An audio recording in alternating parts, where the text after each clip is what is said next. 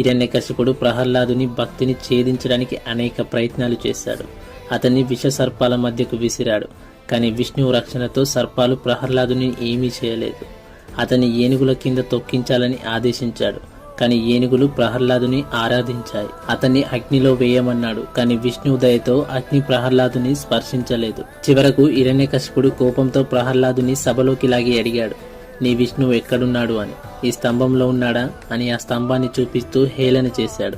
ప్రహ్లాదుడు నమ్మకంతో చెప్పాడు, తండ్రి, విష్ణువు సర్వత్రం ఉన్నాడు, ఈ స్తంభంలో కూడా ఉన్నాడని ప్రహ్లాదుడు చెప్పాడు. హిరణ్యకశిపుడు కోపంతో స్తంభాన్ని గట్టిగా కొట్టాడు. అదే క్షణంలో ఒక భయంకరమైన గర్జనతో స్తంభం చీలిపోయింది. అందులో నుండి నరసింహస్వామి సింహం ముఖం, మనిషి శరీరం కలిగిన శ్రీ మహావిష్ణువు రూపం ప్రత్యక్షమయ్యాడు. నరసింహస్వామి హిరణ్యకశిపుని గోళ్లతో చీల్చి సాయంత్ర సమయంలో కుంభంలో తన తొడపై ఉంచి సంహరించాడు.